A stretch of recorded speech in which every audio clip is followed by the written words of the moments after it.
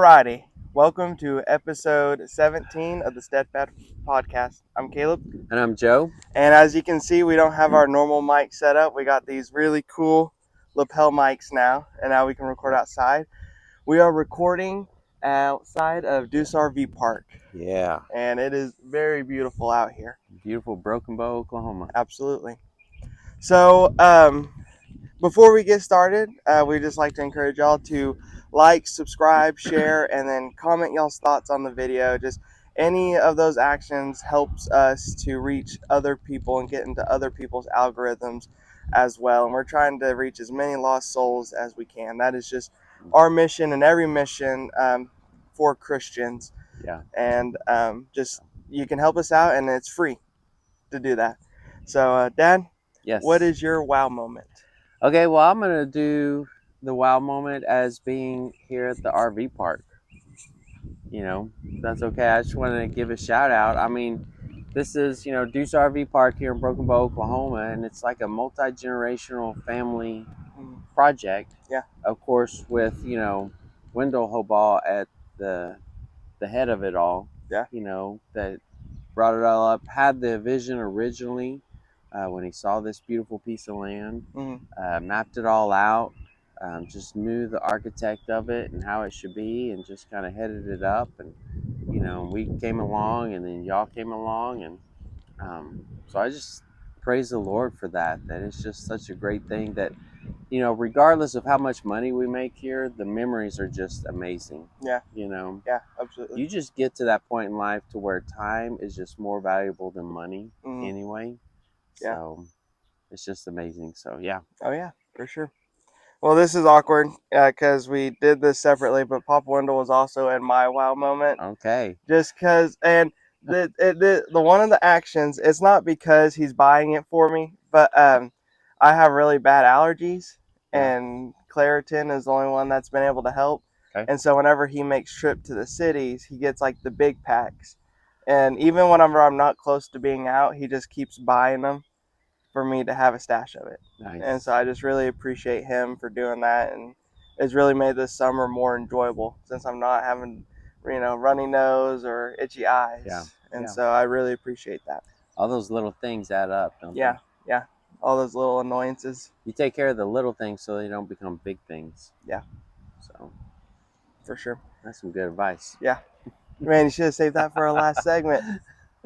All right, Dad. Yes. You know what time it is? Hot topic. So our hot topic today, and if I word this weird, then you can feel free to correct me. Okay. But our hot topic is learning how to deal with the modern day cult versus leaving it for the next generation.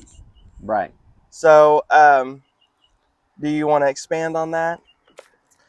So, there's some preachers that are basically saying that the United States is in a post-Christian era.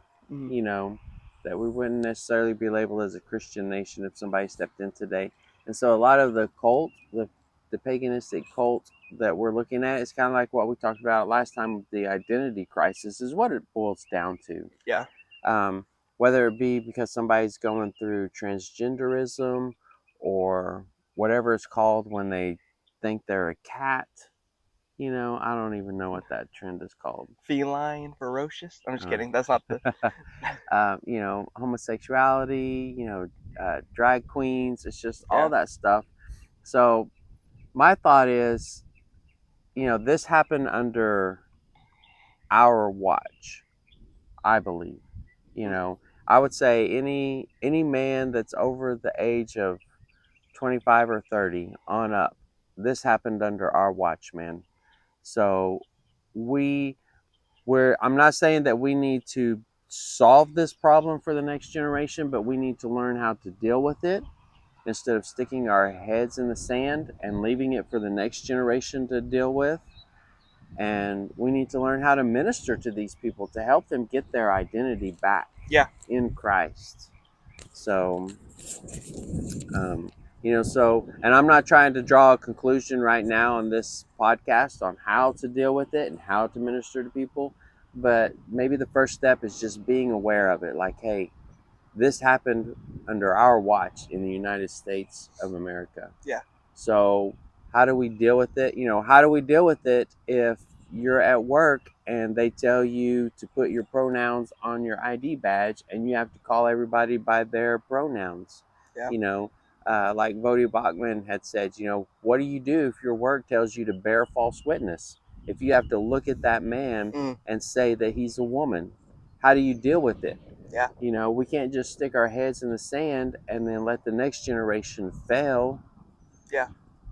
I mean, we need to figure out what to do and then teach the next generation what to do. Yeah. So, what are some comments? How do you deal with that? What's the best way to prepare the next Yeah. generation? Yeah. Yeah. That's good. I mean, like I'm really fishing for some good, solid answers for the church to come together in unity. Yeah. In a biblical way. Yeah. So that's good. So this is funny because this, like I said, this wasn't planned. But okay. When you mentioned earlier, taking care of the small stuff, Yeah. and I'm looking at, okay, when did this new cult of our identity crisis begin? What was the small stuff that led to this big problem? Okay. And so I got a few dates for you, and I just think was interesting. So I want to first look at the Pride movement. So the first Pride parade was June 28th of 1970. Just the parade, not anything else. 1970. Huh? Yeah, 1970, not Wow. 1971, not 1972. You can't say early 1970s, 1970, that year. Okay. So let's look at the following, not even 10 years. Let's look at the following 8 years, or the 8 years following that up. Sorry. Okay. So in 1962, school-sponsored prayer was removed. In 1963, the school-sponsored Bible reading was removed. In 1966, the article was published that asked the question, "Is God dead?" And Phil Robertson talks about this in one of his books. I think it's like Okay. the 10 Lies in America or something like that. Mm-hmm. And he talks about that. He remembers reading that article. And that after that article was published, he remembers the effects that it led to. But that happened in 1966. So 4 years after prayer was removed, then people got brave and started being like, "Oh, God is dead," and Yeah. try to be hip like that. Yeah. In 1968, the U.S. Supreme Court overturned any laws that banned teaching the evolutionary theory, Okay. and that is what leads up. And then we jump 2 years later, we get our first Pride Parade, and that 8 years, which all those dates only happened within 6 years of each other. We get rid of prayer. We lost the Bible. We started questioning God's existence. We started teaching we come from animals. And then we pushed this, oh, you can be whoever you want to be. Yeah. Or you can be whatever you identify as, whatever you feel like. Yeah. Another thing I thought was interesting is, according to National Geographic, an article I found, and it says that scholars have tracked the terms, and I'm talking about transgenderism here, the term transgenderism. They tracked that term to when? 1960s, when it was used in the medical field and by activists. Okay. So not just like, oh, transgenderism as a mental disorder, like it was being used by activists. And they tracked that origin to the 1960s. So it's like during that time, then they were trying to strip the United States of their Christian identity. Yeah. And it's almost it's almost like that old devil just came in and filled the void. Yeah. And what's scary, I think, is they did it in like 8 years. Yeah. That's all it took. Yeah. And like, I wonder what it was like during the time. Like, oh, they're gonna remove schools. Like, that's not a big deal. Yeah. It's fine if they remove prayer out of schools or they remove Bible reading. It's just two No big things. deal. We'll still just witness by our lifestyle. Yeah. And then it's like, oh, is God dead? Yeah. Oh no, I don't. Yeah. And then and then another few dates I'd like to read. In 1999, Bill Clinton declared it Gay and Lesbian Month. Okay. It wasn't just a parade, it wasn't a day, it became a month. A month. In 2009, Obama declared June as LGBT Month.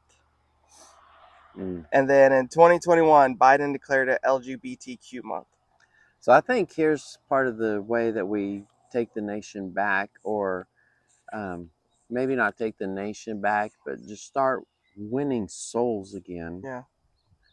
As a whole in the church. I know there's always a remnant, so please understand I'm not trying to pick on the remnant that's still out there saving souls in the name of Jesus Christ. Yeah. Yeah. I'm just talking about the church as a whole. I think part of the problem is we need to understand that persecution is normal in the lifestyle of a Christian. Mm-hmm. We need to get back to that. Yeah. Counting the cost. Yeah. We need to count the cost. Are you willing to be humiliated for the gospel of Jesus Christ? Yeah. Yeah. Are you willing to be persecuted? Are you willing to be singled out for the gospel of Jesus Christ? Yeah. Are you willing to be the most unpopular one in a crowded room if that means that you're able to bring one to the Lord? Yeah. We need to count the cost again. I think we forgot to count the cost. Yeah. I think that a lot of, and again, not all of them, there's still some really good ones out there. So, I praise the Lord for that.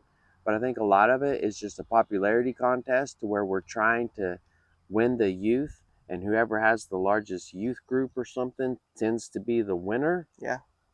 And so we're pampering and trying to entertain people into church, and it just doesn't work. Yeah. Because the world will always be more entertaining. Yeah. To this carnal nature. Yeah. What was it? Wasn't there one, like,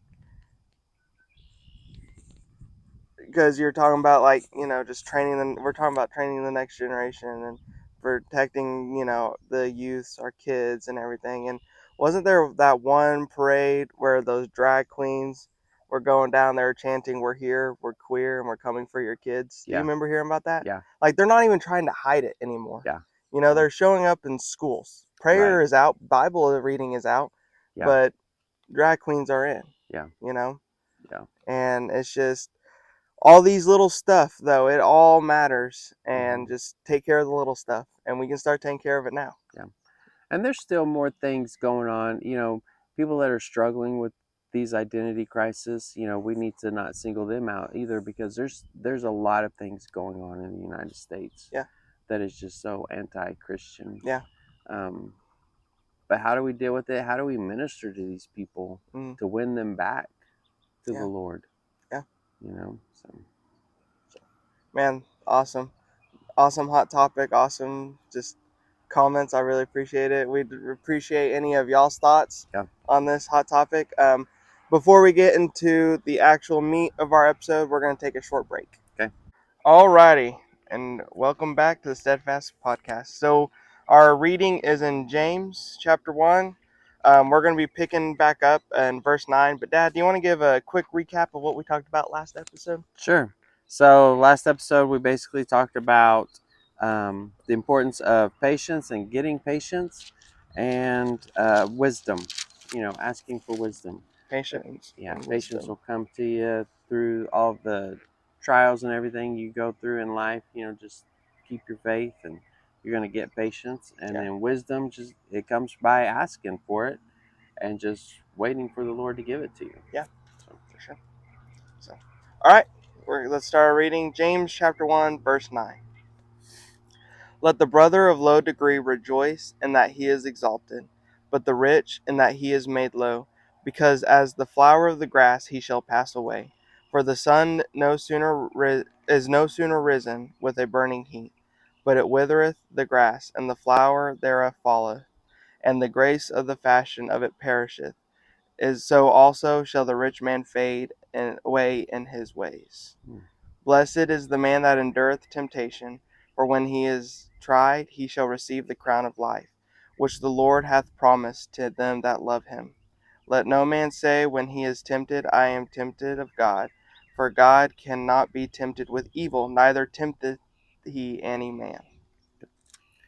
But every man is tempted when he is drawn away of his own lust and enticed. Then when lust hath conceived, it bringeth forth sin. And sin, when it is finished, bringeth forth death. Do not err, my beloved brethren. So stop there and talk about them? Yeah, we can Okay. stop there. Go ahead and stop there. So, verses 9 through 11, I mean, we're talking about, the riches of this world doesn't matter. I mean, Yeah. that's not what's going to get you into heaven. Yeah. And I think that's why it made me think of, what we're talking about in the hot topic. You were mentioning, like, are you willing to be unpopular? Are you, we're talking about what happens in your job setting whenever you have to bear false witness. Right. Like, all that, it's going to be okay. Yeah. We can handle this persecution because, having the best job, having a good income, having a great retirement, that's not what guarantees us for our eternal identity. Right. Man, that's good. I just came up with that on the spot. Nice. Good job. Thanks. You should write that down. Yeah. But Yeah, and I think, that's actually a good point. So far, the book of James seems a lot easier to read if you have an eternal mindset already when Yeah. you sit down to read these verses. Yeah. Because if you just have a temporary or a carnal mindset, or you're thought about the here and the now, and you read about the rich men and what they're going to go through, it's like, oh man, that sounds terrible. But when you have an internal mindset, you're like, okay, that's just temporary, Yeah. So Yeah, we can handle it. yeah. Not because of us on our own. Yeah. But because of Jesus. Yeah. We can face it on. So then the next few verses, see verse 12. Blessed is the man that endureth temptation, for when he is tried, he shall receive the crown of life, which the Lord hath promised to them that loved him. And then we go on to see in those other verses that God isn't the one who tempts people. Right. God can't do that. Yeah. And it made me think of we were talking about in our last episode the double-minded man, needing patience, and talking about just you aren't sometimes like you're just not all Right. in your faith. Yeah. And then you just want to shake your fist at God if you get mad or if something like that happens. I remember in apologetics, whenever Mom taught at the co-op, one of the things we talked about, we were watching videos of people going around evangelizing and asking questions, and the most common thing was like, well, why does God, let bad things happen and stuff like that? Like, why does God do all this stuff? And it's like, well, it's not God. God doesn't do that. Right. God isn't the one tempting anybody. Right. Yeah. Yeah. Yeah, because in order for him to have that perfect love, he can't force us to love him. Yeah. So therefore, I mean, natural consequences follow in our decisions. Yeah. So, yeah. That's what stuck out to me as far as that verse. But yeah. So it's like these little things have big consequences, kind of like what we talked about earlier. That might be the theme of our episode. During temptation. So these little things that we might not get props for, or seem big, or people want to brag about, because it's like, what is Papa Wendell? What is it he says that your best work is work that people will never see? The best work you'll ever do is the work no one's gonna see. Yeah. Yeah. So just keep that in mind. I thought you were talking about like when he gets frustrated, he goes, "Come on, Wendell." And no. No. So yeah, I mean, that's good advice. Yeah. From an older person that has patience, A really old person that has got patience. I don't know. The older I get, the younger he seems to be. That just means you're getting older. But I mean, so what if we keep that in mind? What if are you okay with some of the best work you ever do, people will never see? Yeah. Are you okay with that? And if you struggle with that, then you have a bigger issue, than what we're addressing in the scriptures. Yeah. So. Yeah. And then it goes on to say, with verse 14 through 16, really like how the whole cycle is with the cycle of sin. Yeah. Starts off with lust, this sinful desire. Yeah. The fleshly desire, the human nature, however you want to say it. It starts off with that, and then it's whenever you let it dwell, and then it conceives, it brings forth an action. Yeah. And then that action is the sin, the committing of the sin. Mm. And then the committing of the sin, whenever that cycle is done, it brings you to death. Death. That's Yeah. it. If you let sin be the last cycle in your life or in anybody you know in their life, if that is the last step of that cycle, then it's going to lead to death 100% of the time. Yeah. Do you have any Yeah. thoughts as far as that goes? No, just I mean, it sounds just kind of like stay away from temptation. I mean, Yeah. because the Bible warns that it's just going to keep going. Yeah. You know, like a snowball going down the hill. It's just going to get bigger and bigger and more devastating. You know, and it's eventually going to lead to death. Yeah. So if you struggle with something, stay away from it. Yeah. You know, if you struggle with being an alcoholic, don't be like, well, I'll just go hang out with my friends at the bar and I'll just get water to drink. Yeah. You know, why even do that to Yeah. yourself? If your friends are okay with you doing that to yourself, are they even friends? Yeah. You know, and at that point, why even hang out with them? I mean, what does the Bible say to do if your hand causes you to sin? You know, What does it tell you to do if your cut it eyes? off, pluck it out. Yeah. Yeah. So, do you want to read a few more verses? I don't know how much time we got. I'm not sure because I don't have my mic plugged into my laptop. I don't know. I say we stop there, do the life lessons, and Okay. Yeah. call it good. What do you think? Yeah, that sounds good. Let's just digest these. All right. So we do not have a jingle for life lessons. Yeah. I can't come up with everything. I'll try to help out sometime. If I can get my laptop to load. All right. Dad, do you want to go ahead and give us your life lesson? Sure. Okay. Life lesson or quote of the day. This is by Sun Tzu in The Art of War. Okay? Okay. It's a pretty interesting read if you ever go to read The Art of War. It says, victorious warriors win first and then go to war, while defeated warriors go to war first and then seek to win. Mm. So it reminds me of the phrase calculated risk. Yeah. You know, which is a popular phrase in the business world. If you go to invest in something or start something up, you know, it's going to be a risk. Mm. So then you try to calculate that risk before. Yeah. You know, but more importantly, it it reminds me of these scriptures here. In Luke 14, I'll start at verse 27.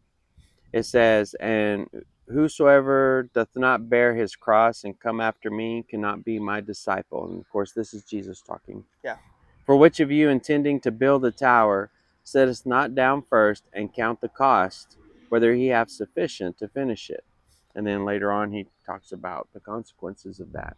Mm. So, which is kind of what we were talking about earlier, counting the cost. Yeah. You know, I mean, it's just something that people do in life, whether it's in the business world, in war. Yeah. You know, because the art of war was written, what was it, 1200, 1500 years or something like that, a long time ago. Yeah. So men have always counted the cost. So why should we be any different in our walk with Christ? Yeah. Sit down and count the cost. Yeah. You know, are you willing, you know, like we said before, and I think it is worth repeating, are you willing to be humiliated for the gospel of Jesus Christ? Mm. Yeah. And I mean, just think about like what persecution right now, just right now in 2024. What is the price of persecution? Being humiliated, you know, losing whatever societal status you may have, just becoming unpopular. We're not saying you are guaranteed to lose your job, have absolutely no money. We're not saying, you know, we're not asking anybody or saying right now, are you going to go hungry for the gospel? We're not saying, are you going to go to jail for the gospel? Although some are. Yeah. Yeah, I'm not saying none are. I'm just some are in the United States going to jail. Yeah. Because of it. Yeah. But just the price of popularity right now. So it is happening. It's just whether or not it catches up to us and we hear about it. Yeah. But it is happening more and more. Yeah. So yeah. What do you got for us? So, my life advice, it comes from a cow named Ben Okay. from the movie Barnyard. Okay. And I think it fits the theme of the episode because we talked a little bit about, prepping the next generation. We talked about, if you gave the example, if your friends allow you, who may be a recovering alcoholic, to go back to a bar even just to drink water, are they really your friends? Just talking about stuff like that. Um, I remember this quote he said is, a strong man stands up for himself, and then a stronger man stands up for others. That's good. And so I remember that. And also he sang the "I Won't Back Down" song. That was a good song, as he fought the Yeah. coyotes. Oh yeah. And although now that I'm thinking about it, those cows had udders. The guy cows had I udders. know. Was that the first sign of transgenderism in kids movies? Maybe I shouldn't have used that example. That's But, funny. but yeah, a strong man stands up for himself, and a stronger man stands up for others. There you go. Yeah. So Yeah, and then I mean, I feel like I don't want it to end on all doom and gloom on yep. this episode, because it's not. Because once you count the cost, it's like when this RV park was being built. We sat down and we had a budget and we counted the cost. We knew what kind of materials were going to be needed. We measured it all out. Papa Wendell knew exactly about the road. You know, that's his forte. Yeah. Um, and we got a budget together and we got costs together. Mm-hmm. And then when we got all that cost together and we knew how much it was going to be, Mm-hmm. and we were able to purchase it, the memories in building this RV park is just like second to none. Mm-hmm. I wouldn't trade it for anything, Mm-hmm. you know. But we sat down and we counted the cost first. Yeah. And because we did that, we were able to enjoy the journey. Yeah. I mean, you know, and there's always stuff that pops up here and there that you didn't account for. Yeah. You know, Like the but you count on that happening. Yeah. You know, you do. But yeah, so it's almost like that can be the same way with your Christian walk. Yeah. I mean, if you sit down and you count the costs and you're like, you know what, I'm okay with fully surrendering my life to Jesus and just spending this time that He's given me, you know, Yeah. then you can enjoy it. I mean, it's a privilege. It's Yeah. you know. Yeah. Absolutely. So, all right. That's good. Not all doom and gloom. Nope. So if you made it this far into the episode, then please subscribe, like, share, and comment. We'd appreciate any of the comments. We'd love to read them. And I think that's it. Y'all have a That's great it. day. All right.